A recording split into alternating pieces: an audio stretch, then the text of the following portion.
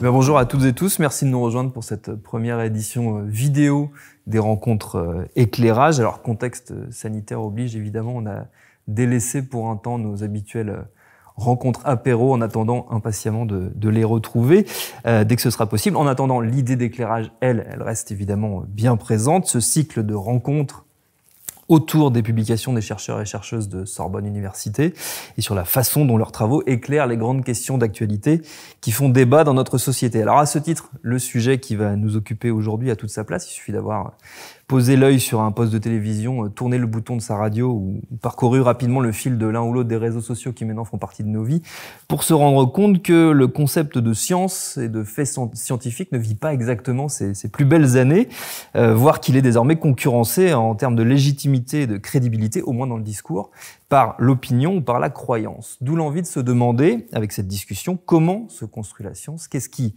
fait science. C'est comme ça qu'on a baptisé cette rencontre sous-titrée l'atelier de la pensée scientifique. Vous verrez que cette notion d'atelier, elle est tout à fait cruciale. À mes côtés, ils sont trois à avoir répondu à l'invitation. David Aubin, bonjour. Bonjour. Merci d'être avec nous. Vous êtes historien des sciences à l'Institut de mathématiques de Jussieu, Paris-Rive-Gauche à Sorbonne Université. Vous avez co-dirigé en 2019 cet ouvrage, le Becherel, Chronologie de l'histoire des sciences. C'est paru évidemment chez Hatier. Et en 2020 chez Brépol. Alors vous allez me dire si je dis bien de quoi il s'agit. Il s'appelle Femmes, vulgarisation et pratique des sciences au siècle des Lumières. C'est l'édition critique de deux textes de César-François Cassini de Thury. C'est bien ça? C'est ça. Eh ben, formidable, j'avais tout compris. Astrid Guillaume, bonjour. Bonjour. Merci d'être avec nous également. Vous êtes sémioticienne au sein de l'équipe Sens, Texte, Informatique et Histoire à Sorbonne Université, présidente fondatrice de la Société française de zoosémiotique. Vous avez co-dirigé cet ouvrage, Faire sens, faire science, aux éditions IST. C'est paru l'an passé. Et vous venez de signer la préface de cet ouvrage-ci, qui s'appelle L'ours polaire et le droit. C'est signé Jean-Marc Neumann et c'est le premier ouvrage de la collection zoosémiotique que vous dirigez chez l'Harmattan. Et là aussi, j'avais tout compris, c'est super. Et enfin, Guillaume Lecointre, bonjour. Merci d'être avec nous également. Vous êtes zoologiste et systématicien à l'Institut de systématique évolution biodiversité, le laboratoire commun du CNRS, du Muséum national d'histoire naturelle et de Sorbonne Université et de l'École pratique des hautes études. Vous avez signé en 2018 ce livre, Savoir, opinion, croyance, une réponse laïque et didactique aux contestations de la science en classe. C'est tout à fait d'actualité, c'est dispo chez Belin Éducation. Et en 2019, vous avez co-dirigé avec Sarah Proust le Fait en question. C'est paru aux éditions de l'Aube avec la Fondation Jean Jaurès et le Muséum national d'histoire naturelle. C'est bon, j'avais tout bon là aussi? Magnifique, formidable. Et j'ai une question très simple pour démarrer, mais qui est, comme toutes les questions simples, en réalité complètement complexe. C'est quoi un fait scientifique? Qui est-ce qui veut se lancer sur ce terrain compliqué? Guillaume, je vous sens prêt.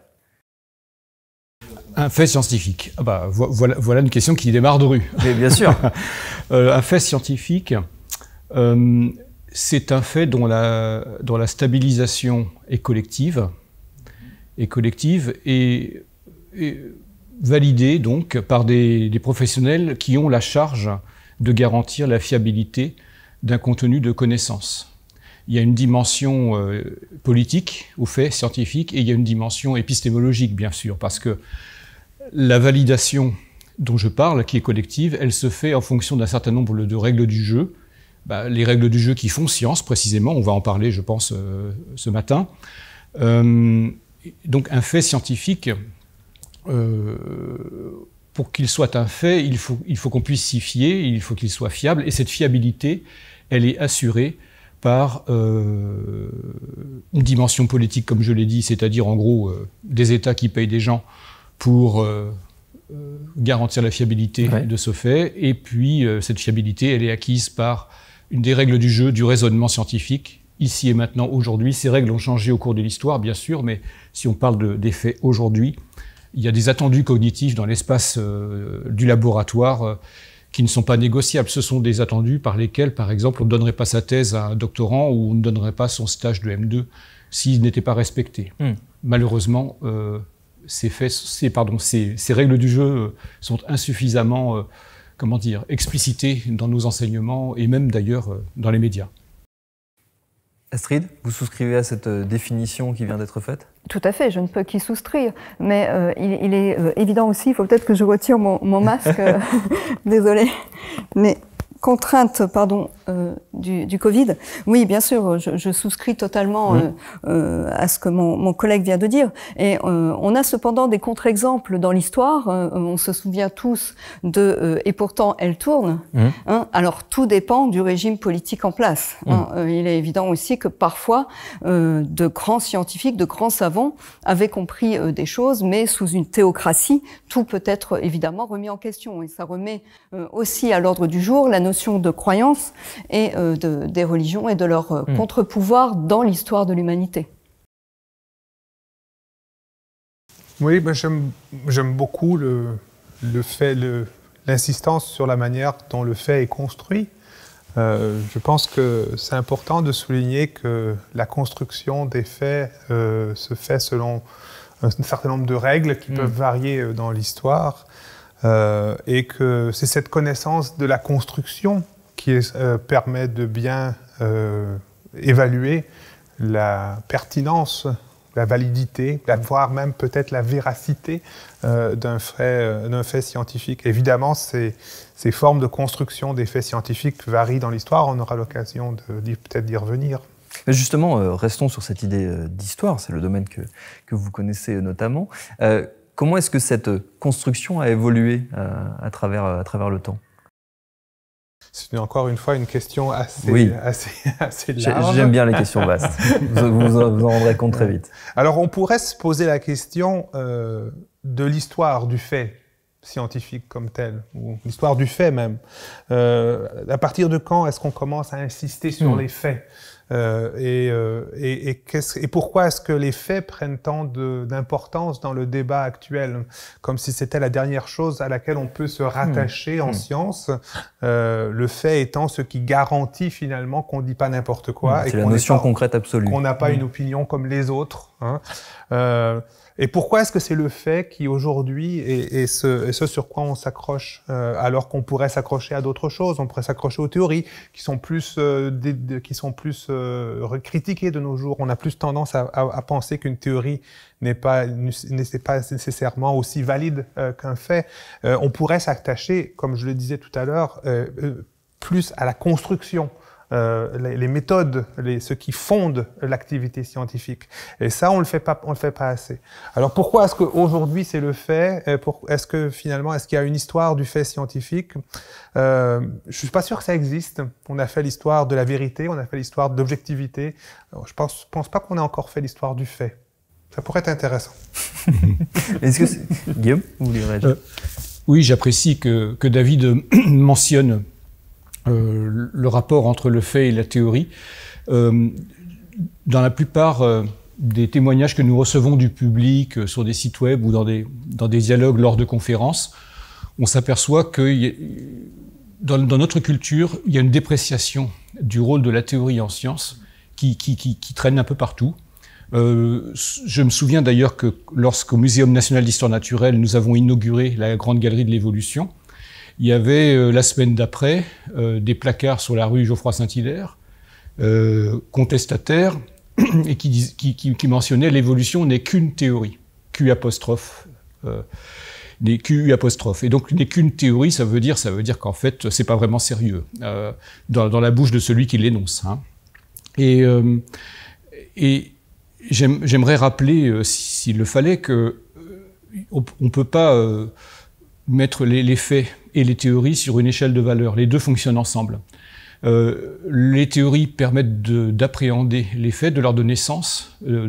J'ai envie de dire de les faire parler, si je peux le dire comme ça. En tout cas, les théories permettent d'énoncer des faits, ne serait-ce que de les remarquer, et même de les prévoir d'ailleurs. C'est grâce à des théories qu'on peut faire des prédictions sur des faits que nous n'avons pas encore découverts. Et les théories elles-mêmes, si elles n'ont pas de faits pour les étayer, elles ne restent que des spéculations. Donc une théorie sans faits n'est qu'une spéculation, et des faits sans théorie ne sont que chaos. Ça, c'est pas de moi, c'est d'un zoologiste anglais du 19e siècle, qui s'appelait Whitman. Et donc, il y a une relation mutuelle entre faits et théorie, et si on veut comprendre ce qui fait science, eh bien, il faut que cette relation soit clairement établie. Une théorie n'est pas une élucubration. Nous avons besoin de théorie pour travailler en science. Astrid ? Tout à fait, je suis tout à fait d'accord. La théorisation rejoint les faits. Et une bonne théorie, normalement, doit tout à fait réunir le plus de faits possible, mais réciproquement. Les faits rejoignent les théories. Lorsque le prorata, lorsque le binôme dysfonctionne, c'est que soit la théorie est bancale, c'est mathématique en fait, une théorie, quelle que soit la discipline, une théorie est mathématique. Et les mathématiques sont connues pour leur extrême précision. Donc en sciences humaines et sociales, c'est exactement la même chose. Lorsque nous théorisons, nous sommes extrêmement précis. Donc il y a des domaines où la précision relève presque du théorème mathématique. Si je pense par exemple aux définitions, pour donner des exemples, une bonne théorie, il faut quand même qu'elle soit argumentée avec des exemples pratiques pour que tout le monde la comprenne. Pour moi, les définitions lexicales en lettres, c'est l'équivalent des théorèmes mathématiques, c'est-à-dire que les définitions doivent être chirurgicalement précises, même si plurielles. C'est-à-dire qu'il y a toujours une polysémie au terme, mais leur précision, c'est ce qui fait l'objectivité. Donc moi, même si je travaille sur une matière humaine qui peut paraître subjective, mon projet, c'est de rester très objectif dans justement la précision terminologique pour précisément définir de quoi je parle. Donc en sciences humaines et sociales et en particulier en sciences du langage, la précision lexicale fait sens. Et c'est justement par la sémantique que l'on peut être précis. Et ça traverse tous les champs du savoir académique, puisque nous utilisons tous et toutes des mots. Donc, au commencement était le verbe, ça c'est religieux. Au commencement était d'abord le sens, et c'est par le sens et la définition du sens que nous pouvons être chirurgicalement scientifiques précis. Il y a une notion qui me paraît importante, qui a été évoquée, et peut-être c'est ça qui fait le distinguo, vous allez me le dire, entre concrètement le fait scientifique, ce qui fait science, et ce qui relève plutôt de l'opinion ou de la croyance. C'est le fait que la science soit évolutive et qu'elle soit, contrairement à la croyance, ouverte à la réfutation. Guillaume. Oui, si on essaie de caractériser le savoir scientifique et la croyance en tant que substantif, il faut distinguer deux croyances. Le mot est glissant, le mot est polysémique. Alors, j'aime bien préciser d'abord que la croyance, c'est une attitude mentale qui relève d'abord de la confiance. Et on en a besoin pour faire société commune. On a besoin de se faire confiance. Quand je donne un cours devant des étudiants ou devant des élèves, j'espère qu'ils me croient. C'est pas de la provocation, ils sont en posture de crédule, consentant et temporaire. Temporaire parce qu'ils peuvent me demander de justifier ce que je dis, et dès lors, de justification en justification, acquérir les moyens de justifier un jour par eux-mêmes ce qu'ils tiennent pour fiable. Et donc cette croyance-là, cette confiance, elle est comme l'antichambre du savoir. Le savoir étant l'état mental, ou plutôt le contenu de connaissance que la personne qui sait peut justifier par elle-même. Alors quand je crois, je peux pas le justifier par moi-même, je m'en remets à, en astrophysique par exemple, je m'en remets à Marc Lachaiseraie parce que pour moi il fait autorité. Cette confiance, elle se donne à quelqu'un ou quelque chose qui fait autorité. Et tandis que le savoir, eh bien, dans les grandes lignes, en principe, le savoir, si je sais quelque chose, je devrais pouvoir le justifier rationnellement par moi-même. Donc ça, c'est vraiment dans les grandes lignes. Évidemment, sur les contours, on peut encore pousser plus loin la discussion. Mais pour revenir à la distinction que vous venez de faire entre une croyance qui serait rigide et un savoir qui serait dynamique, la croyance au sens de confiance, au sens général, c'est l'antichambre, comme je l'ai dit, d'un accès au savoir. Mais c'est pas rigide, comme on est des crédules consentants et temporaires. Par contre, quand la croyance se fige et qu'elle fait le ciment d'un collectif de coreligionnaires, ce qu'on appellerait la croyance religieuse, là, pour le coup, elle est indifférente à sa propre justification, parce que les motifs de sa légitimité ne relèvent pas d'une justification rationnelle. Il y a un principe d'autorité fort dans la croyance religieuse. Ce qui est cru parce qu'on s'en est remis à une autorité, qu'elle soit celle d'un texte sacré, qu'elle soit celle d'un chef religieux, qu'elle soit celle de ses parents, et elle va souder le collectif social de coreligionnaires. Dès lors, si vous demandez à une croyance religieuse de se justifier rationnellement, vous semblez, sans l'avoir voulu, hein, vous semblez l'agresser parce que vous lui demandez de se justifier, vous lui demandez de caractériser sa légitimité là où elle n'est pas. Et les réactions peuvent être hostiles hein, en retour. Et donc, oui, en effet, la croyance religieuse est indifférente à la justification rationnelle que par ailleurs on attendrait des savoirs. Les savoirs, eux, sont légitimes précisément parce qu'ils sont une entreprise. Alors dans le processus de genèse des savoirs, il s'agit d'une entreprise de justification rationnelle et collective permanente. Les savoirs sont légitimes parce qu'ils sont périmables. En fait, ils sont légitimes parce que c'est ce qu'on a de mieux pour le moment, mais ce qu'on a de mieux, on ne cesse de le questionner. On sait que demain, ça peut changer. C'est pour ça que les scientifiques aiment bien la notion de fiabilité plutôt que la notion de vérité, c'est-à-dire que les connaissances disponibles à un moment donné sont posées sur la table. Arrangez-vous avec ça, c'est ce qu'on a de mieux. C'est pas là pour embêter les gens, hein, c'est conçu comme du bien public. Comme dirait Pascal Pic, c'est pas pour embêter les gens que les systématiciens du muséum trouvent que le chimpanzé est le groupe frère de l'homme dans la phylogénie du vivant. Il y en a que ça choque d'avoir un chimpanzé comme groupe frère. Bah, on l'a pas fait exprès. On l'a pas fait exprès pour embêter les gens. En tout cas, c'est le résultat fiable auquel nous aboutissons selon les procédures dont nous avons parlé tout à l'heure rapidement. Oui, donc voilà. En effet, il y a pour résumer, la croyance religieuse est indifférente à sa propre justification rationnelle. Elle se justifie autrement que par ce canal-là, si je peux le dire comme ça, alors que le savoir, lui, se légitime précisément par sa résistance à de multiples tentatives de déstabilisation. Astrid ? Je crois aussi, pour faire court et simple, il y a quelque chose qui est dans la science, qui relève de la dynamique et de l'évolution, alors que dans le religieux, on est dans le fixe.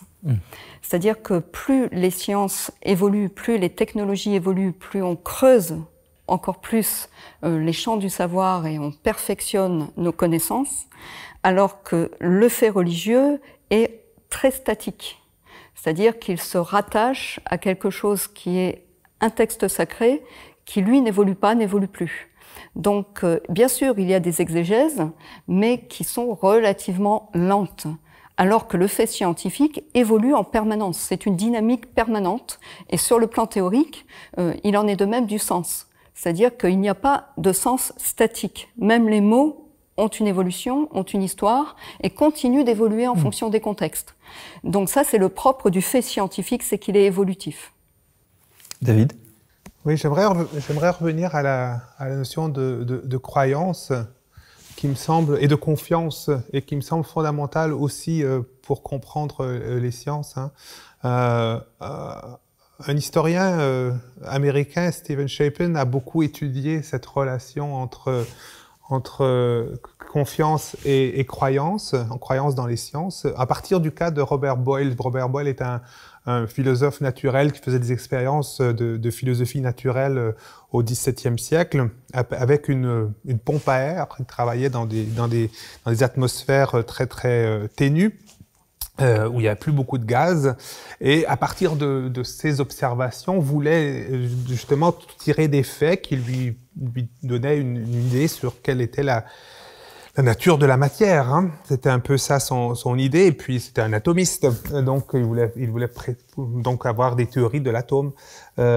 Et en fait, ces expériences étaient des arguments cruciaux dans sa pensée, et pour faire en sorte que les gens croient aux résultats de ces expériences, alors que bon, on n'avait pas Internet, on n'avait pas nécessairement la possibilité de faire des expériences. Ces machines étaient très coûteuses, très sophistiquées, mais alors c'est le cas encore aujourd'hui. On n'a pas la possibilité de répliquer toutes les expériences que les savants font, parce que c'est hors de prix pour le commun des mortels, bien entendu. Qu'est-ce qu'il faisait, lui, Boyle, il faisait ses expériences devant témoins. Et il faisait ses expériences pas devant n'importe quel témoin. Il prenait des gentilshommes. Des gentilshommes auxquels on faisait confiance dans la société à ce moment-là. La société donnait foi à la parole des gentilshommes. Et les gentilshommes étaient témoins de l'expérience et pouvaient donc témoigner de la véracité de ce que Boyle racontait. Alors évidemment, on n'a pas toujours un gentilhomme sous la main. Et donc pour faire une expérience et avoir un résultat scientifique qui est crédible ensuite par la communauté, comment gagner la confiance de son public. Boyle, il a une autre idée qui est géniale, et qui était d'inventer le témoin virtuel. C'est-à-dire, qu'est-ce qu'il a voulu faire? Il a inventé la manière de raconter une expérience comme si on y était. C'est à partir de ce moment-là qu'on a des rapports d'expérience qui sont très détaillés et qui font que si vous avez les moyens, si vous voulez, vous pouvez la répliquer. Mais la plupart du temps, on n'a même pas besoin de la répliquer parce qu'on fait confiance à l'auteur à cause de la manière dont il raconte, dont il détaille les étapes et les processus qu'il a suivis pour arriver à un résultat. Donc vous voyez que la confiance, qui est la base de la croyance, se gagne par la transparence des processus qui permettent d'arriver à une conviction. Donc je pense que c'est ça qui est important de bien souligner, c'est-à-dire cette transparence sur les processus qui permettent d'arriver à une conviction est absolument fondamentale en science, et c'est vrai que dans d'autres cas, on est beaucoup moins transparent sur ces processus. Guillaume, bien sûr. Je me permets de rebondir parce que justement, j'apprécie tout particulièrement ce qui vient d'être dit. La transparence des procédures en science, c'est l'un des 6 principaux exigibles d'un esprit scientifique. On les verra peut-être dans le débat les uns après les autres, mais justement, ce souci de transparence est destiné à faire en sorte que d'autres puissent mettre à l'épreuve ce qu'on a trouvé, et si le résultat est corroboré, il va rentrer dans le champ du savoir, il va être collectivement validé, et puis s'il est réfuté, on va discuter. Mais voilà, cette transparence, c'est l'un des attendus vraiment qui distingue la démarche scientifique ou l'esprit scientifique de l'ésotérisme ou même peut-être d'une attitude d'esprit qu'on pourrait qualifier d'obscurantiste. Dans la société, nous croisons des gens assez souvent qui se fascinent pour ce qui est mystérieux. Ils portent leur attention, ils donnent leur confiance à des affirmations qui sont fondées sur un processus qui est inintelligible. C'est le résultat qui les charme, et c'est pas le processus par lequel on y arrive. Alors qu'en science, c'est l'inverse. En science, on pratique, aujourd'hui en tout cas, mais depuis Boyle certainement, ce qu'on appelle une excellence procédurale. Comment on va juger qu'un résultat scientifique est bon? Permettez-moi une petite métaphore avec le restaurant, pour bien contraster. Quand je vais au restaurant, je pratique je teste une excellence par le résultat. J'ai pas besoin d'aller dans la cuisine du restaurant pour voir comment le plat a été fait. Ce qui compte pour moi, c'est que le plat soit bon. Et donc, je vais juger ce restaurant comme fiable et digne de confiance parce qu'on se régale et j'ai pas besoin de savoir comment on a fait pour arriver jusque-là, jusqu'à l'assiette en quelque sorte. Alors qu'en science, c'est l'inverse. On ne juge pas un résultat scientifique au motif qu'il est tel ou tel. On ne va pas faire ses courses dans les résultats, en fait. On va juger la validité d'un résultat scientifique par l'excellence de la procédure par laquelle on y arrive. Quel que soit d'ailleurs, encore une fois, l'aboutissement de cette investigation. Et par sa transparence, c'est ce que Boyle a fait finalement, hein, en érigeant la transparence comme moyen d'accès à l'évaluation de ce qui est affirmé, eh bien, il donne possibilité d'une évaluation de l'excellence procédurale. Donc ça, c'est une des qualités scientifiques principales. Et une autre à laquelle je pense, et il y a quelques années, j'aurais pas pensé à en parler, tellement c'est évident. Les scientifiques fonctionnent beaucoup sur du non-dit. Il y a des choses qui sont tellement évidentes qu'ils oublient de le dire. Mais aujourd'hui, quand on voit la construction des mondes parallèles sur la toile qui s'affirment comme scientifiques, on se dit il y a une qualité scientifique qu'il faut quand même rappeler au public, c'est qu'on pratique pas ce que les anglo-saxons appellent le cherry picking. Le cherry picking, c'est dans un plat de cerises, vous ne prenez que les plus belles cerises et vous laissez les autres. En science, on n'est pas censé aller faire nos courses dans les données disponibles. La construction de discours para- ou pseudo-scientifiques sur la toile ou dans certains livres procède principalement de cherry picking. C'est-à-dire qu'on va prendre des morceaux de savoir, on va les déconnecter du cadre théorique. On revient sur l'importance des théories dont on parlait tout à l'heure. On va les déconnecter du cadre théorique qui font sens pour mieux les manipuler dans un contexte différent. Et donc, en allant chercher des morceaux de savoir, certains et pas d'autres, eh bien, on va construire des mondes parallèles qui parfois se présentent comme étant scientifiques alors que visiblement ils ne le sont pas.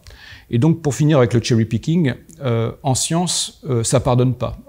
Quand nous pratiquons l'évaluation par les pairs aujourd'hui, votre article que vous soumettez pour publication dans un journal spécialisé, il est envoyé, cet article, à des évaluateurs qui sont des spécialistes. Ils sont autant spécialistes, voire mieux que vous, et ils sont les premiers à bien connaître la littérature existante. Et si vous oubliez, si vous omettez de citer des données pertinentes pour la question posée, si vous omettez ou si vous oubliez tout simplement, eh bien ils vont pas vous faire de cadeau, ils vont vous dire tout simplement dans le rapport, écoutez, vous n'avez pas tenu compte de telle et telle publication, ça fait sens pour ce que vous faites, veuillez s'il vous plaît en tenir compte. Et donc collectivement, nous empêchons en quelque sorte collectivement de pratiquer ce cherry picking. Donc autre attendu cognitif élémentaire de l'espace des sciences, en plus de la transparence des procédures, eh bien il y a le fait de ne pas aller faire ses courses sans les savoir.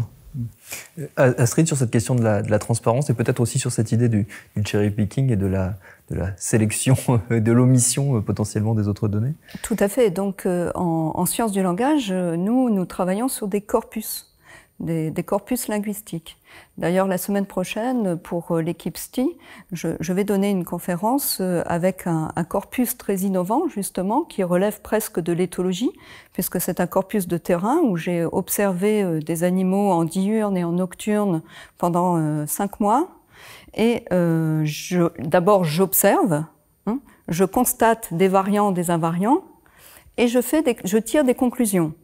Des conclusions qui sont, même s'il y a des milliers d'heures de vidéos et d'enregistrements et de photos, peuvent être dans un premier temps partielles, que je vais confronter à d'autres données et je vais éventuellement comparer dans d'autres univers géographiques, avec d'autres espèces.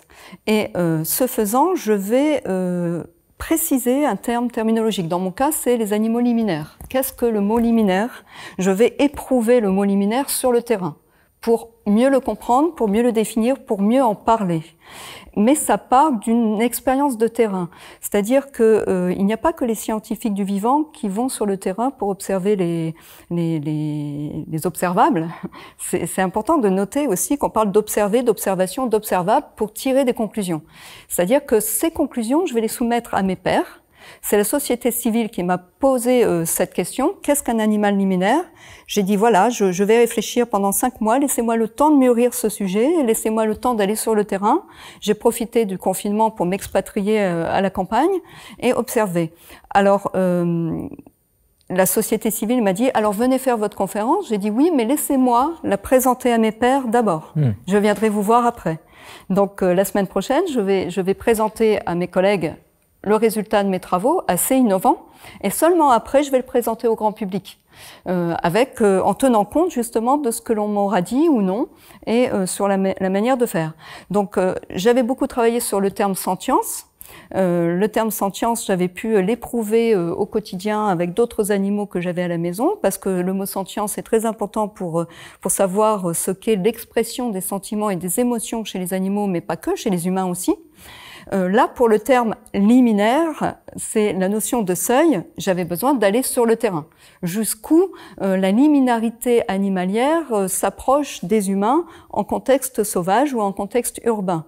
Donc là, j'ai besoin de m'isoler un certain temps, de réfléchir, d'observer, de prendre des notes énormément, de regarder des vidéos, de les regarder de nouveau, de voir ce qui se passe, et après de dire voilà. Je vous présente le résultat de mes travaux, c'est encore débutant, mais je voudrais en discuter avec vous. Qu'en pensez-vous? Est-ce que je peux aller jusqu'à dire cela ou au contraire non? Il faut que Et une fois que je serai bien armée, je dirais, pour pas affronter le grand public, mais pour être sûr de mes données, parce que j'aurais parlé avec mes collègues et je les aurais un peu éprouvés. Et puis parfois, quand c'est trop innovant, il y a des réactions, il y a des contre-réactions, parce que quand on est dans l'innovation totale, il faut aussi le temps pour que les choses se fassent. Donc il faut aussi rencontrer d'autres collègues, d'autres champs scientifiques pour savoir si, oui ou non, on est dans le vrai, en fait. Et ça prend du temps. Ça prend du temps, il faut l'éprouver, il faut le vérifier. Et puis, il ne faut pas non plus avoir peur d'avoir des esprits très critiques en face. Donc parfois, on se dispute En fait, la disputatio médiévale, c'est quelque chose de très pertinent en science. C'est-à-dire qu'il ne faut pas avoir peur de dire, bon, bah voilà, moi, c'est ce que je pense. Peut-être que je le prouve pas encore très bien actuellement, mais j'ai le sentiment que je suis pas loin du compte.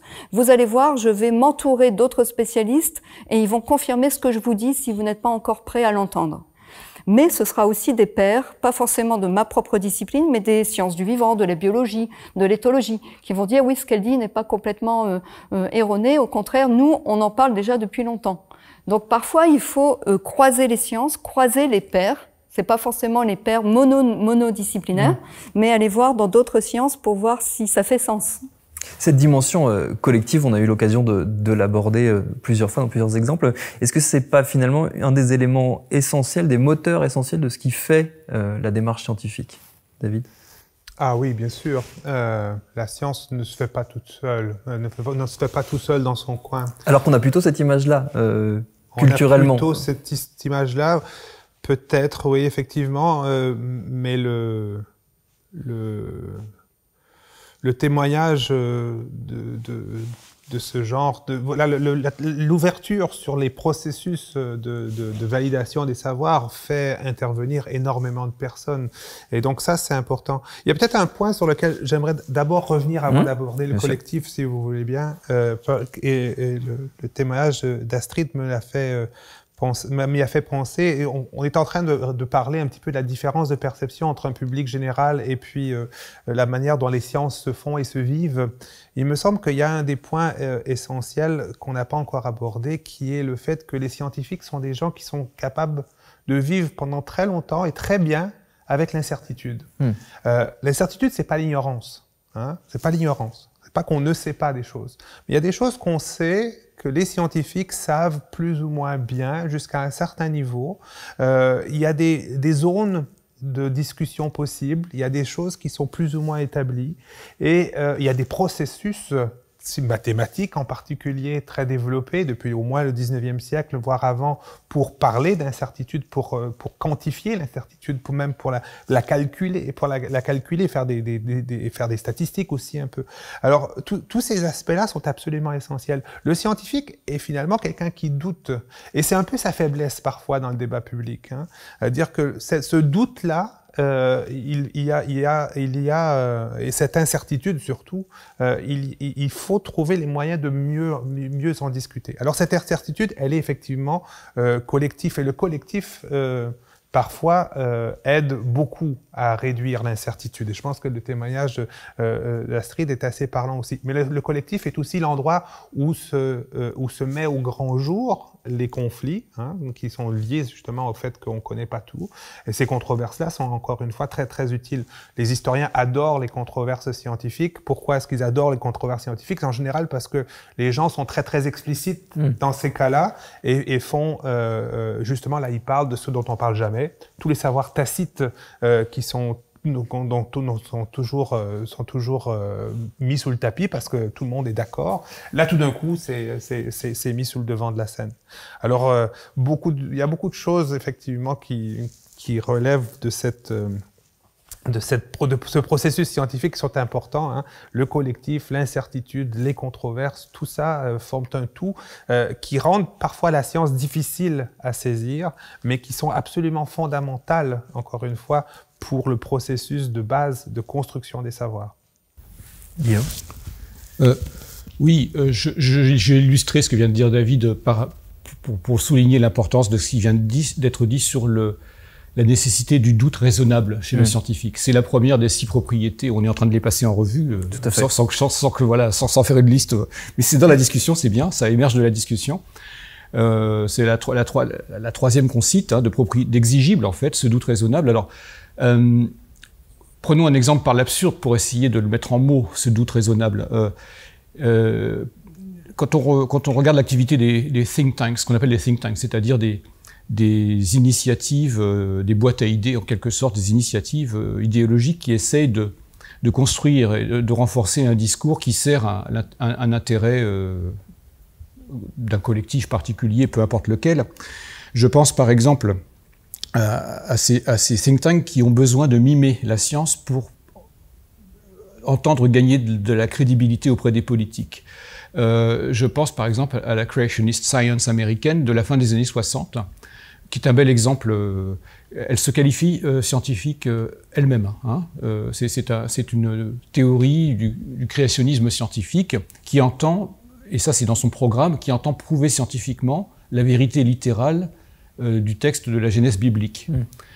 Et donc, quand un scientifique examine non pas les arguments, mais simplement le programme proposé, les bras lui en tombent, parce que ces gens-là se qualifient eux-mêmes de scientifiques, mais montrent qu'ils ne pratiquent pas le doute dont vient de parler David, c'est-à-dire qu'ils ne pratiquent pas le doute raisonnable sur des questions de fait.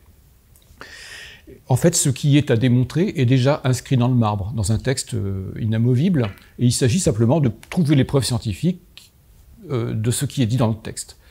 Il ne peut pas s'agir de science, parce que l'un des contrats de base, j'ai envie de dire, mais tacite, toujours tacite, tellement c'est évident, d'un scientifique, c'est de se poser une question et d'envisager des réponses possibles. Il y a un cône des réponses possibles, et c'est d'ailleurs ce cône des réponses possibles devant moi, il est essentiel parce que justement ça donne des idées sur le dispositif expérimental à monter pour tester les différentes hypothèses. Donc nous attendons à quelques réponses, mais nous n'en sommes pas sûrs, et en aucun moment ce cône empêche de se laisser dérouter hors du cône, c'est-à-dire qu'il arrive dans une carrière de scientifique de trouver des résultats auxquels on ne s'attend pas du tout. Moi ça m'est arrivé dans mon métier, plusieurs fois d'ailleurs, de trouver des résultats auxquels je ne m'attendais pas, et on va mettre à l'épreuve justement ce qu'on trouve de surprenant, parce que face aux collègues, on ne refait pas la face du monde à peu de frais. Plus ce que je trouve est surprenant, plus je dois fournir à mes collègues des garanties pour qu'ils puissent, me prendre au sérieux. Hein. Donc, ce doute raisonnable, il habite vraiment l'exigible mental des scientifiques, et ces think tanks qui se présentent comme scientifiques dans un programme cognitif qui consiste à prouver ce qui est déjà tenu pour vrai, voilà, c'est vraiment un exemple par l'absurde, ça peut pas être de la science. Et donc on est bien là sur des histoires de critères de scientificité, et je terminerai en disant que pourquoi c'est important, parce que ces think tanks-là, ce qu'ils veulent, c'est coloniser l'espace scolaire. C'est pas les laboratoires qui sont en danger. Les créationnistes n'essayent pas de nous convaincre, c'est pas nous qui les intéressons, c'est les politiques qui sont en charge de définir, quel que soit le pays dans lequel on est, les programmes scolaires. Le programme scolaire, c'est vraiment l'acte politique noble par excellence. C'est dans un pays donné, on se dit quel est le corpus de connaissances dont on a besoin pour que les futurs citoyens ou sujets du pays fassent vie commune en quelque sorte. Et donc ces programmes scolaires sont des enjeux politiques importants. Et alors, on n'est pas en France, voilà, l'exemple dont je parle, c'est les États-Unis, mais régulièrement, on voit ressurgir les mêmes serpents de mer, en quelque sorte. La bataille scolaire aux États-Unis est une bataille politique dans laquelle la science est instrumentalisée. Astrid ? Alors, je rebondis sur ce que mon collègue disait, et tout à fait raison de dire que voilà, il y a des choses qui ne sont pas prouvables, qui relèvent de la foi. Et le religieux, essayer de prouver scientifiquement le fait religieux est voué à l'échec. Et c'est effectivement le projet des créationnistes.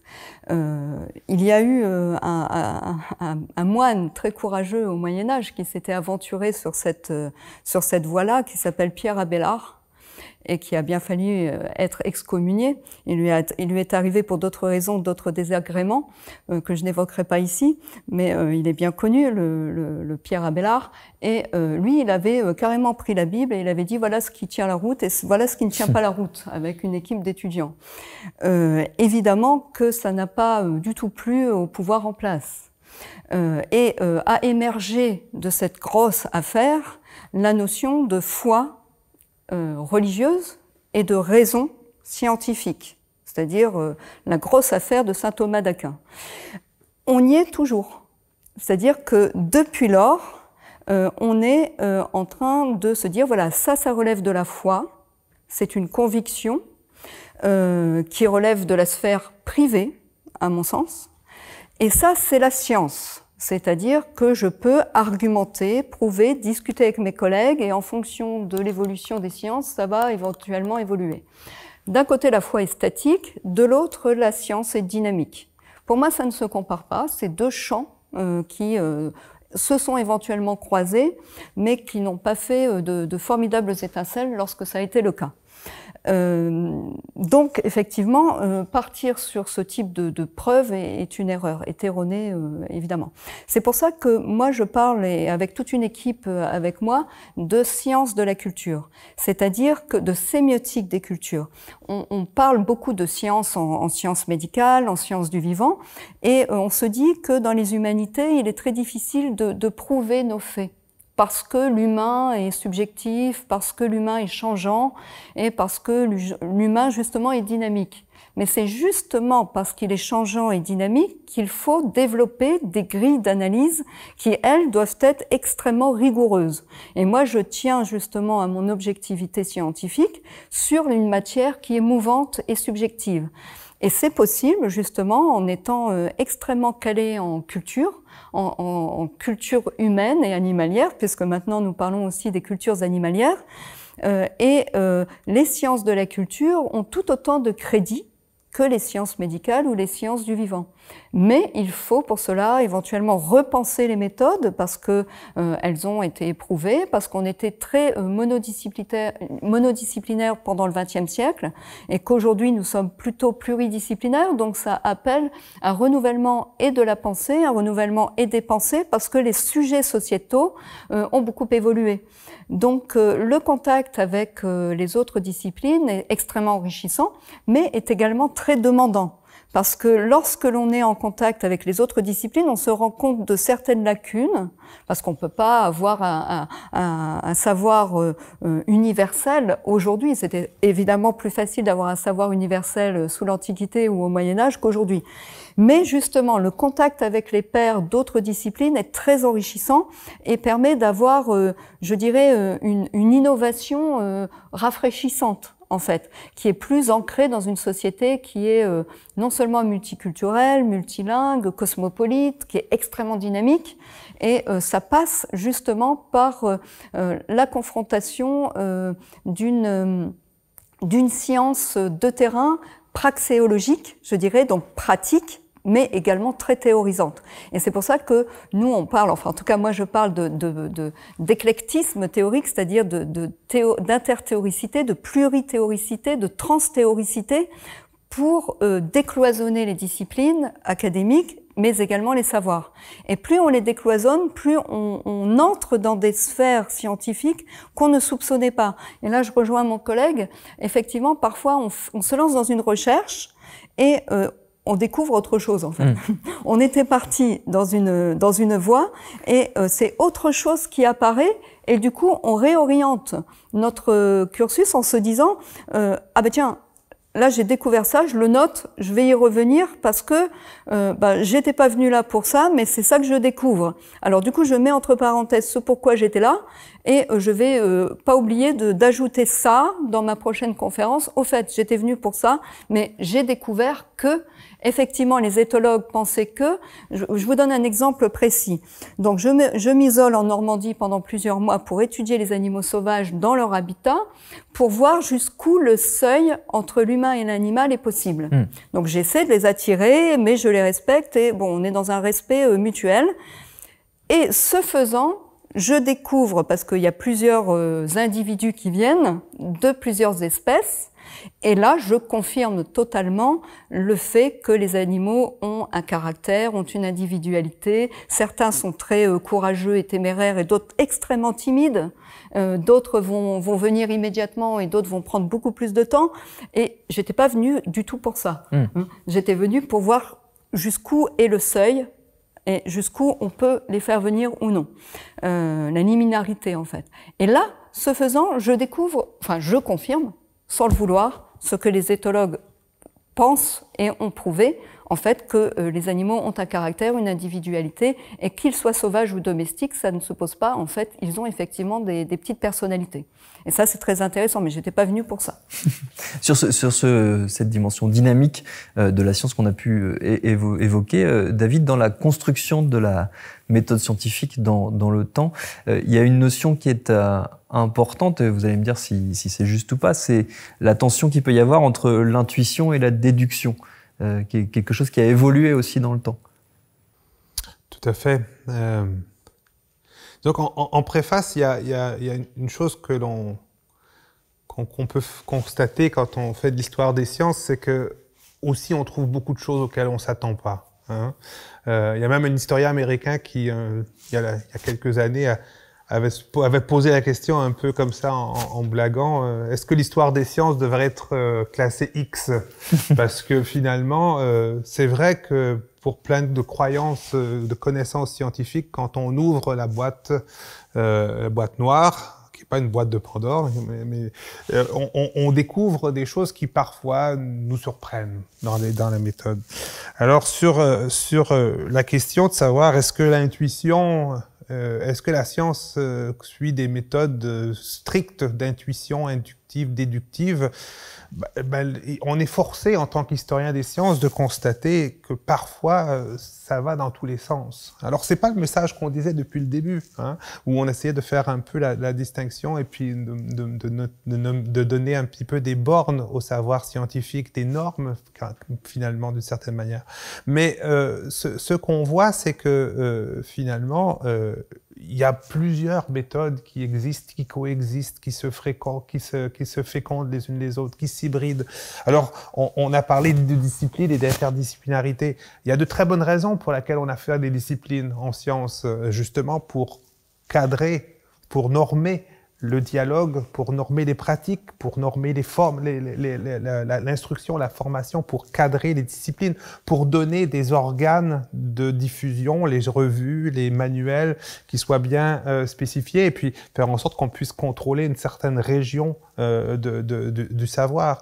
Et il est vrai que depuis que ces disciplines se sont cristallisées, je dirais au cours du 19e siècle, de manière très forte dans le paysage universitaire, paysage scientifique, eh bien, depuis que ça a été le cas, on n'arrête pas de vouloir les transcender. Et les transcender, c'est difficile. Alors sur la question donc de la déduction et de l'induction, plus que l'intuition, hein, finalement, parce que bon, l'intuition est quelque chose qui permet parfois d'avoir des idées et qu'il faut ensuite tester. Mais disons que, encore une fois, si on revient au début de la méthode expérimentale, la grande question, ça a été de savoir est-ce qu'on peut faire une méthode expérimentale, est-ce qu'il y a une logique à la méthode expérimentale, est-ce qu'on peut induire une théorie ou des connaissances générales à partir de cas particuliers qui sont les cas d'expérience. Et des grands penseurs comme Francis Bacon avaient cette idée qu'on pourrait peut-être trouver une nouvelle logique qui ne soit pas la déduction. La déduction, en fait, on part de faits généraux pour arriver à des conclusions particulières, hein, et trouver une nouvelle logique à la science qui serait l'induction. Et clairement, en fait, cet espoir n'a jamais été comblé. On ne peut pas avoir une forme de certitude induite. L'induction ne peut pas mener à une certitude complète. Alors, il y a des formes. C'est compliqué peut-être d'entrer. Il y a des formes d'induction qui sont intéressantes, mais disons que finalement la déduction, qui était la forme de la connaissance scientifique depuis l'Antiquité, hein, c'est ce qui est développé par les grands penseurs grecs dans l'Antiquité, c'est des formes de déduction, et cette forme-là reste encore aujourd'hui comme étant le fondement d'une bonne partie de la démarche scientifique.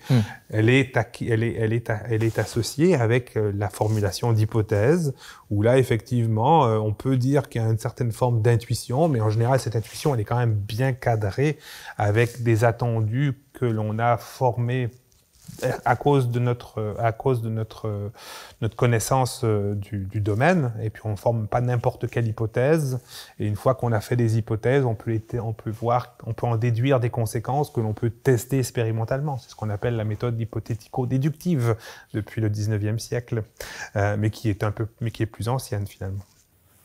Guillaume, on l'a dit, on a balisé plusieurs des grands attendus de ce qu'est la démarche scientifique. Qu'est-ce qui fait quels autres éléments plutôt la composent, à part ceux qu'on a évoqués, ce caractère collectif, ce caractère dynamique, tout ce qu'on a pu voir depuis le début de cette conversation? Oui, ces attendus dont on parle, ils fonctionnent un petit peu comme un socle commun.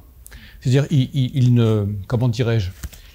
ils n'aplanissent pas les nécessités disciplinaires. Il y a nécessité d'avoir des théories qui sont adaptées en sciences à l'échelle des objets que l'on regarde.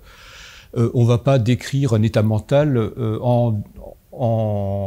de manière raisonnable en décrivant la trajectoire de chacune des molécules qui constituent le cytoplasme de chacune de nos cellules neurales. Ce que je veux dire par là, c'est qu'il y a des niveaux de phénomènes en sciences qui nécessitent des disciplines adaptées à l'appréhension de ces niveaux. Alors je dis ça en quelque sorte pour porter du crédit aux disciplines. Il ne faut pas qu'elles soient étanches les unes aux autres, mais elles ont chacune en effet une légitimité. Elles ont une légitimité opérationnelle à exister, et elles reposent néanmoins sur un socle commun. Et les attendus dont on parle là, c'est ce socle commun dont je parle, qui n'empêche pas qu'il y ait des épistémologies locales dans chaque discipline, mais au moins les attendus dont on parle sont, quelle que soit la discipline, en gros, respectés. Et c'est cela dont on ne parlait jamais. Et c'est cela dont, finalement, certaines initiatives hors du champ des sciences, qui émanent de différentes activités humaines, qu'elles soient religieuses, idéologiques ou politiques, nous sommes, nous scientifiques, défiés à expliciter les non-dits, parce que finalement, tant qu'on ne les dit pas, eh bien, ça profite à d'autres qui essayent de se faire passer pour scientifiques alors que les objectifs ne sont pas du tout ceux de l'avancée rationnelle et collective du monde réel. Et donc nous, agents de l'État, on se dit il y a besoin d'une opération de salubrité publique, il y a tromperie sur la marchandise, on présente aux gens des trucs comme de la science alors que c'est mon métier, je sais quand même ce que c'est, et non, visiblement ça n'en est pas. Donc voilà la nécessité, d'où vient la nécessité d'expliciter ce socle commun, en quelque sorte, qui n'empêche pas, évidemment, des disciplines de se surajouter au socle avec des constructions qui leur sont propres, mais tout en respectant, évidemment, ce socle commun. Alors, on a parlé de doutes raisonnables, on a parlé de nécessité de prise en compte de toutes les données pertinentes disponibles au regard de la question posée. On a parlé de transparence de la procédure, de manière à ce que l'excellence procédurale puisse être évaluée par des pairs. Une autre propriété évidente, tellement évidente qu'on n'en parle jamais, c'est qu'on évite de faire des fautes de logique. Alors ça, c'est même pas avec les reviewers, c'est au sein même de l'équipe. Si on fait une faute de logique, on se fait reprendre par ses plus proches collègues. Là-dessus, personne ne pourrait dire le contraire. Une faute de logique vous expose à une réfutation immédiate. Si tant est qu'on veuille bien jouer la règle du jeu de la logique, mais dans l'espace des sciences, ça fait même pas débat, quoi. Alors, une autre propriété qui est moins facile à comprendre parce qu'elle frôle la philosophie, c'est que nous, les scientifiques, la récompense qu'on aime bien avoir, c'est pas tant les médailles, même si on aime bien les médailles aussi, mais les récompenses qu'on aime bien avoir, c'est lorsqu'un collègue à qui on n'a jamais parlé va trouver le même résultat que vous. Et ça c'est extrêmement gratifiant parce qu'on se dit on s'est pas trompé, quoi. Je pense moi je travaille en phylogénie, c'est les relations de parenté entre les êtres vivants, des relations qui me paraissaient bizarres, on les a publiées, on a bien creusé le truc.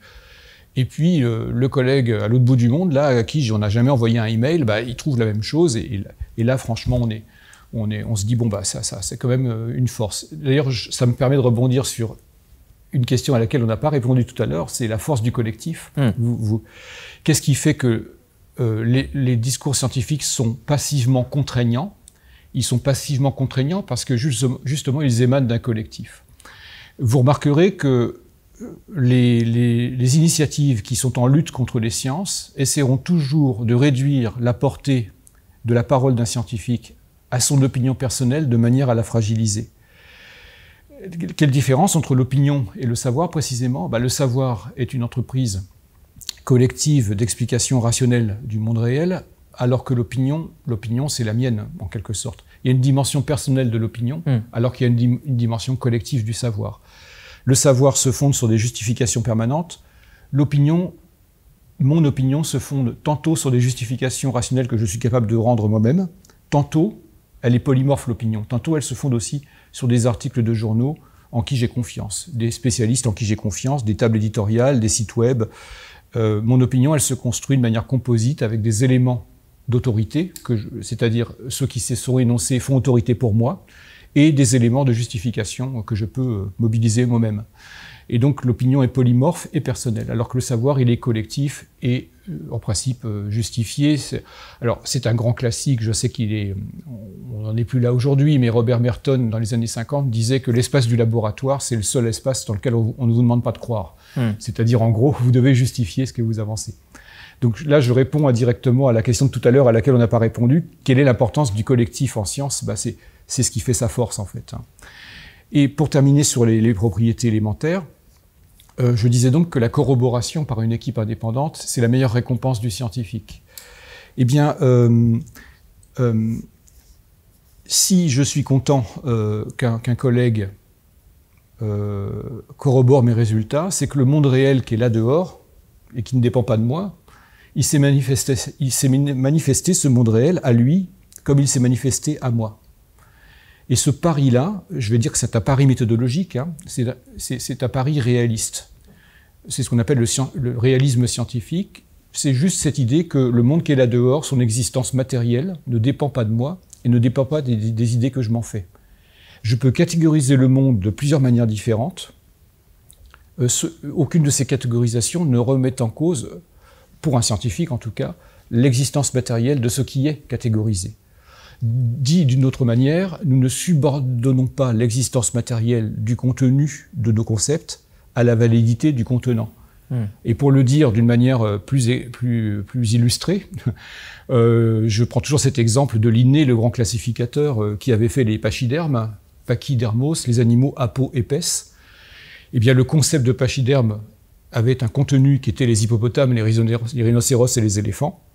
Eh bien, aujourd'hui, je peux vous garantir que le concept de pachyderme n'est plus valide. Ça n'est plus du tout un terme qu'on utilise en zoologie. Donc, le contenant est caduc, le concept est tombé, pour des raisons que je ne vais pas expliquer. Les éléphants sont apparentés aux cyréniens, les rhinocéros sont apparentés aux chevaux, les hippopotames sont apparentés aux cétacés. Si le cahier des charges de la mise en concept, c'est les relations de parenté, le concept de pachyderme s'écroule. Voilà. Pour autant, le contenu, lui, n'a pas disparu. C'est-à-dire qu'en gros, il y a toujours des éléphants, des hippopotames et des rhinocéros aujourd'hui. Donc, ce que je suis en train de dire là, c'est que ce réalisme scientifique suppose que le monde là-dehors est indépendant, son existence matérielle est indépendante des concepts que je vais poser dessus. Alors, ça a l'air bête de le dire. En gros, par l'absurde, je pourrais dire est-ce que la Lune existe toujours quand je la regarde pas? Pour un scientifique, oui, la Lune existe toujours tant que je la regarde pas. Dans la production de l'intelligentsia francophone, cette posture épistémologique n'est pas toujours adoptée.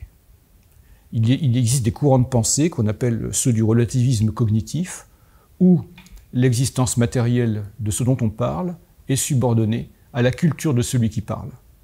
Et ça, c'est une attitude théorique qui n'est pas, à mon sens, compatible avec la démarche scientifique telle qu'on la caractérise aujourd'hui, bien sûr. Et la dernière propriété, après j'arrête, parce que vous m'avez demandé de les citer, la sixième.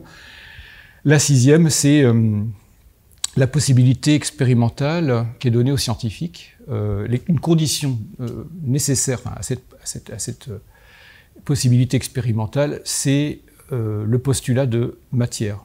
Alors, qu'est-ce que ça veut dire ce truc-là? Les scientifiques ne savent pas travailler avec ce qui serait a priori déclaré comme immatériel. Alors ça, c'est pas les scientifiques qui ont inventé cette notion, ce sont d'autres sphères de la psyché humaine, et dans l'histoire, ça remonte à fort loin. Il y a des entités qui sont déclarées a priori comme immatérielles. Par exemple, l'âme. Et ça, c'est Jean-Paul II qui nous le dit. lorsqu'en octobre 96, il fait son discours sur le rapport de la chrétienté avec le darwinisme, il reconnaît le darwinisme, mais il récuse les neurosciences qui iraient réduire l'âme à son substrat matériel. Et Jean-Paul II déclare, de manière péremptoire, en quelque sorte, il divise les territoires, il dit « l'âme reste une création immatérielle de Dieu, elle n'est pas accessible aux neurosciences ». Et en tant que scientifique, cette idée-là me convient bien, parce qu'en fait, les scientifiques ne savent travailler qu'avec ce qui est changeant. C'est-à-dire ce sur quoi, lorsqu'ils appuient dessus, ça réagit, en quelque sorte. Et ce qui est changeant, mes collègues me le confirmeront certainement, en philosophie, c'est une catégorie qui porte depuis fort longtemps le nom de matière. Il y a une fongibilité entre la matière et l'énergie. Ce qui est changeant, c'est ce qui est matériel, en fait. Et donc la possibilité d'expérimenter sur le monde, pour un scientifique, c'est d'agir sur ce monde et de le faire réagir, quel que soit le niveau où on le fait réagir. Vous faites réagir un état mental, vous êtes en possibilité d'expérimentation scientifique. Vous faites réagir des relations sociales, vous changez le monde. Donc c'est bien à travers ce postulat que vous passez. Et pareil pour une expérience en chimie ou en biologie. Ça porte un nom, c'est ce qu'on appelle le matérialisme méthodologique. L'adjectif est important, hein, parce que il ne s'agit pas d'une posture, d'une prescription philosophique. Hein. Les scientifiques ne disent pas tout est matière. Ce qu'ils disent, c'est ce sur quoi je sais travailler, c'est matière ou propriété émergente de la matière. Alors pourquoi c'est important de le rappeler, ça, même si ça faisait partie du non-dit? Eh bien justement parce que vous avez des think tanks qui veulent convaincre les politiques de réintroduire la providence en tant que, le recours à la providence en tant que démarche scientifique. Et là, on remonte à avant la révolution scientifique dont David pourrait parler bien mieux que moi. Il fut une époque où évoquer la providence, où l'intervention providentielle pouvait être fait par des scientifiques, en gros avant la charnière 17e, 18e siècle. Mais il y a un espèce de nouveau contrat qui se met en place à partir de ce moment-là, où, comme le disait Diderot, les sciences se proposent d'expliquer la nature par les seules ressources de la nature. C'est-à-dire qu'en gros, si vous mobilisez des entités immatérielles dont vous ne pouvez pas instancier l'action, dans ce cas-là, c'est plus la peine de commencer une manip. Si la provenance peut tout et voit tout, s'il lui suffit de pointer le doigt pour expliquer ce qui se passe, vous pouvez la mobiliser à tout moment et donc vous n'expliquez rien spécifiquement. Hein. Donc ça c'est assez trivial de le dire comme ça, mais finalement ça vaut le coup de le rappeler parce que il y a de véritables instituts parallèles, alors que ce soit en Turquie, aux États-Unis ou en Suisse, nous avons même des antennes en France. Il y a des instituts parallèles qui essaient de convaincre les politiques qu'il faut réintroduire des principes providentialistes dans la science pour garantir la moralité des applications scientifiques. Et donc c'est ça ce qu'on appelle une forme de spiritualisation. En fait, en gros, ces think tanks politiques essayent de changer les règles du jeu, ou de faire croire au public, ou de faire croire aux politiques qu'on puisse faire changer les règles du jeu pour que la religion puisse venir mettre son pied au laboratoire. Et vous voyez l'enjeu, il est pas mince. Et donc, ces attendus de base, ce socle commun, je pense que on fait œuvre d'explicitation épistémologique en les rappelant, mais on fait aussi œuvre de garantie de ce qu'on pourrait appeler le bien public, c'est-à-dire la démarche scientifique. En tant que le bien public, c'est ce que produit la démarche scientifique. Ouais.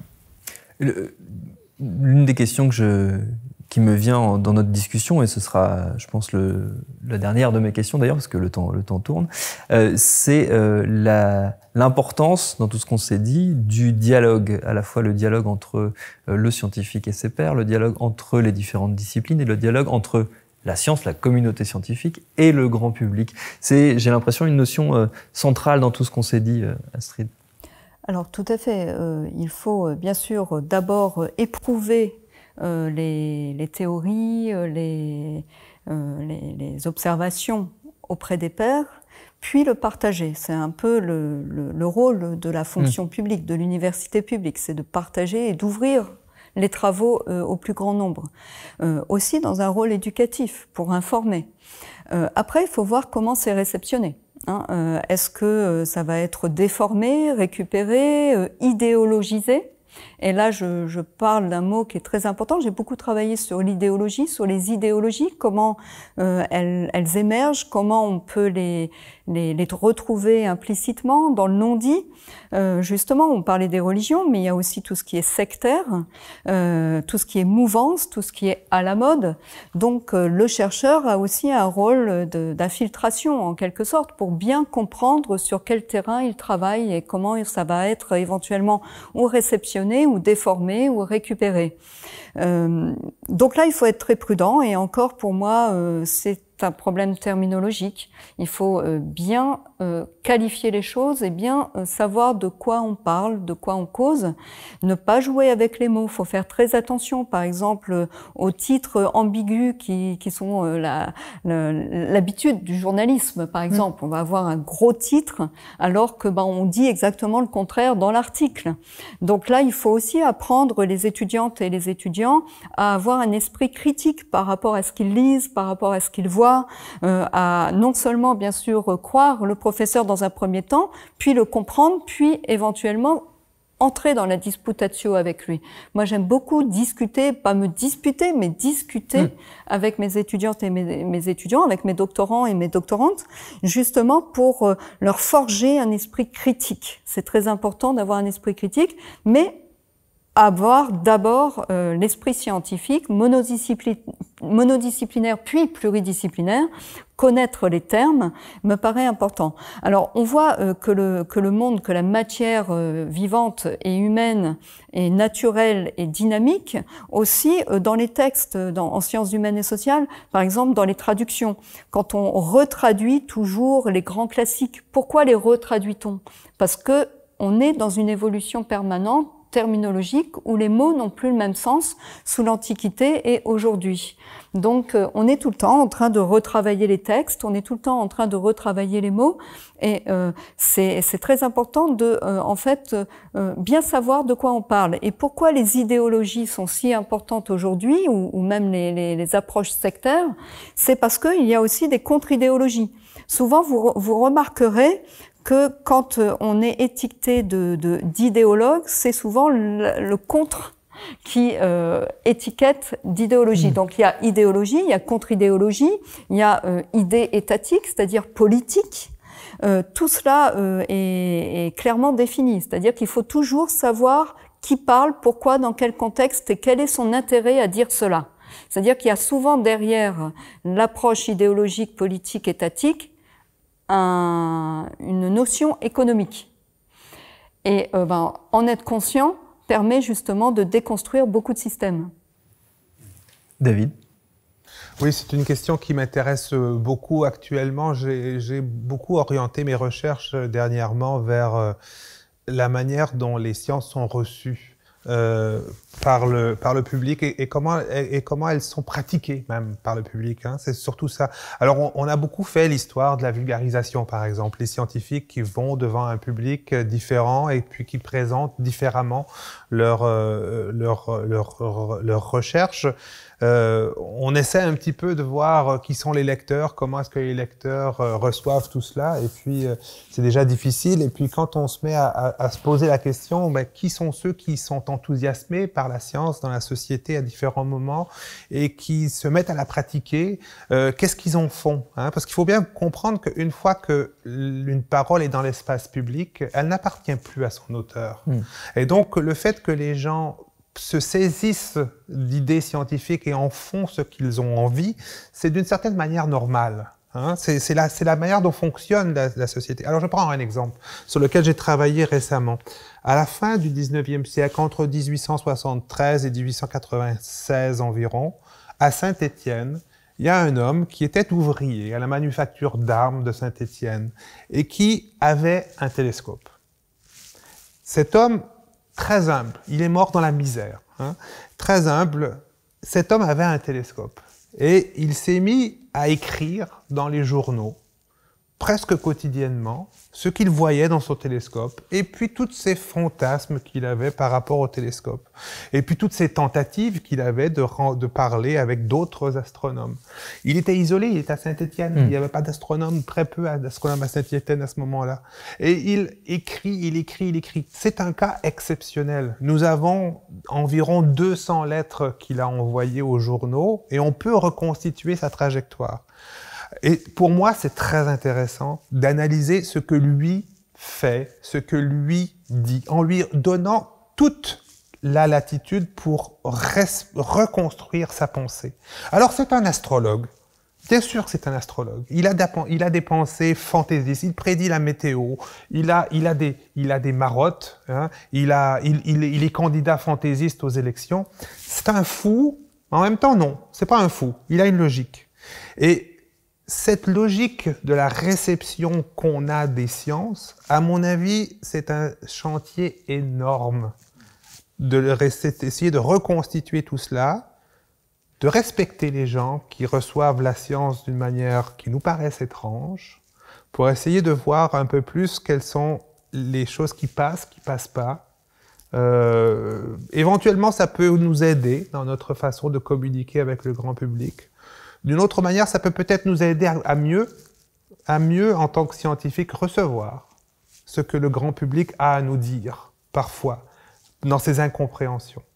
Alors, c'est pour ça, je pense que c'est un grand exercice de décloisonnement, celui-là, qui est absolument essentiel. Ce sera le mot de la fin. Merci à tous les trois d'avoir participé à cette conversation, comme toujours, riche et passionnante. C'est toujours le cas avec Éclairage. Merci beaucoup aux équipes de Sorbonne Université et aux équipes techniques qui ont rendu possible cette discussion. Puis à très bientôt pour une nouvelle rencontre.